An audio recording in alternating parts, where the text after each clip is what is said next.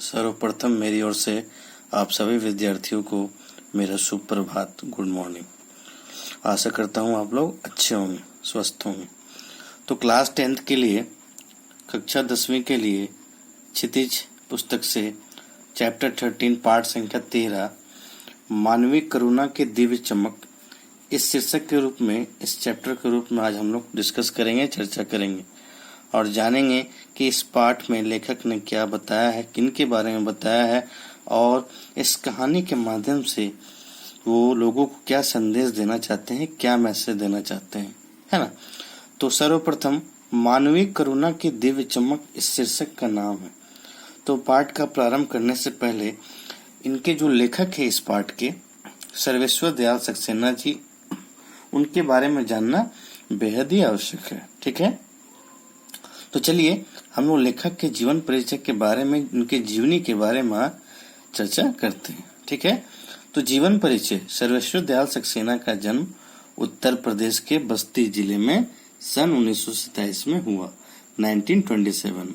उन्होंने उच्च शिक्षा इलाहाबाद विश्वविद्यालय में प्राप्त की, यानी हायर एजुकेशन जो है उन्होंने कहा कि इलाहाबाद में। ठीक है, उनका जन्म उत्तर प्रदेश में हुआ लेकिन अपनी पढ़ाई को उन्होंने जारी रखा इलाहाबाद यूनिवर्सिटी से। ठीक है, वे अध्यापक, आकाशवाणी में सहायक प्रोड्यूसर, पराग में संपादक और दिनमान के उप संपादक भी रहे। यानी पराग, ये जो पराग है, पराग नामक पत्रिका है, मैगजीन है, उसके वो एडिटर भी रह चुके हैं, संपादक भी रह चुके हैं। और दिनमान नामक जो पत्रिका है उसके वो उप संपादक भी रह चुके हैं। इसके बाद सन 1983 में 1983 में उनका निधन हो गया, स्वर्गवास हो गया। इसके बीच उन्होंने बहुत सारी रचनाएं की हैं। सर्वेश्वर जी बहुमुखी प्रतिभा के साहित्यकार थे, है ना। बहुमुखी मतलब बहुत तरह की उन्होंने कविताएं, बहुत तरह की कहानियां, रचनाएं, नाटक, उपन्यास, नोवेल, बहुत सारी चीजों की उन्होंने रचना की है। तो उनमें बहुत सारे प्रसिद्ध में है, जैसे काठ की घंटियां, जंगल का दर्द, कुआनो नदी, उसके बाद है खुंटियों पर टंगे लोग, पागल कुत्तों का मसीहा, सोया हुआ जल, ये उपन्यास है ना। ये सारे जो हैं इनके बेहद ही लोकप्रिय नाटक, उपन्यास, कहानी। ठीक है, और इन्होंने अपने साहित्यिक रचनाओं में ज्यादातर मध्यम वर्गीय जीवन की महत्वाकांक्षाओं, उनका जो शोषण है, जो अत्याचार है, जिस प्रकार से समाज में उनका भूमिका है, उसको ज्यादातर उन्होंने अपने कहानी के माध्यम से दिखलाने का प्रयास किया है। ठीक है, तो ये रहा इनका जीवन परिचय। अब हम लोग पढ़ते हैं पाठ की ओर।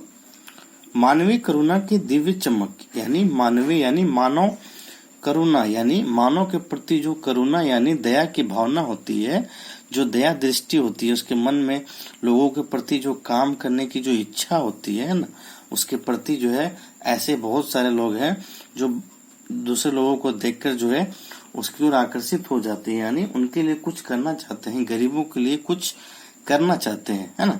तो उनमें से एक व्यक्ति थे फादर कामिल बुल्के। ये जो है, ये है फादर कामिल बुल्के। ये तो भारत के ही रहते हैं, यानी भारत में ही रहते थे, लेकिन भारत के बाद ये विदेश चले गए थे, है ना। और वहां पर जो इन्होंने अपनी शिक्षा का जारी रखा, लेकिन फिर भारत आने में 35 वर्ष, अपने 35 वर्ष यानी 35 इयर्स जो है भारत को अपना कर्म भूमि बनाया, यानी काम करने का भूमि। यहाँ पर रहकर उन्होंने काम किया है। लोगों के प्रति उनका एक सद्भाव, अपनत्व और एक प्रकार से कह सकते हैं कि एक प्रेम भावना जो है जागृति होती है लोगों के प्रति उनके यानी हृदय में। ठीक है, तो उन्हीं व्यक्ति के रूप में इस पाठ को दिखलाया गया है कि उनका क्या भूमिका है। ठीक है, फादर को जहरबाद से नहीं मरना चाहिए था। फादर यानी फादर कामिल बुल्के, यानी क्रिश्चियन के जो लोग होते हैं, ईसाई समुदाय के लोग, है ना, उनको कहते हैं फादर। ठीक है, फादर को जहरबाद, जहरबाद क्या है? जहरबाद एक प्रकार का क्या रोग का नाम है। रोग यानी फोड़े जैसा होता है, जो फोड़ा होता है, जख्म हो जाता है, उसी प्रकार से मिलता जुलता एक जख्म है, फोड़ा है, जो कहते हैं जहरबाद, जो जहरीला होता है। ठीक है, वही जहरीले रोग के कारण से फादर की मृत्यु, देहांत हुई थी, जिसकी रगों में दूसरों के लिए मिठास भरे अमृत के अतिरिक्त अलावा और कुछ नहीं था। उसके लिए इस जहर का विधान क्यों हो, यानी लेखक कहना चाहते हैं कि जिसके मन में दूसरों के प्रति मिठास हो, प्रेम हो, अपनत्व हो, है ना, और वही व्यक्ति जहर से मरता है, तो यह आश्चर्य की बात है ना। यह सवाल किस ईश्वर से पूछें? प्रभु की आस्था ही जिसका अस्तित्व था, वह देह की इस यातना की परीक्षा उम्र की आखिरी देहरी पर क्यों दे? एक लंबी पादरी के सफेद चोगे से ढकी आकृति सामने है। गोरा रंग, सफेद झाई मारती बूढ़ी दाढ़ी, नीली आंखें, बाहें खोल गले लगाने के आतुर है। इतनी ममता, इतना अपनत्व इस साधु में अपने हर एक प्रियजन के लिए उमड़ता रहता था। मैं 35 साल से इसका साक्षी था, यानी गवाह था। कौन? लेखक।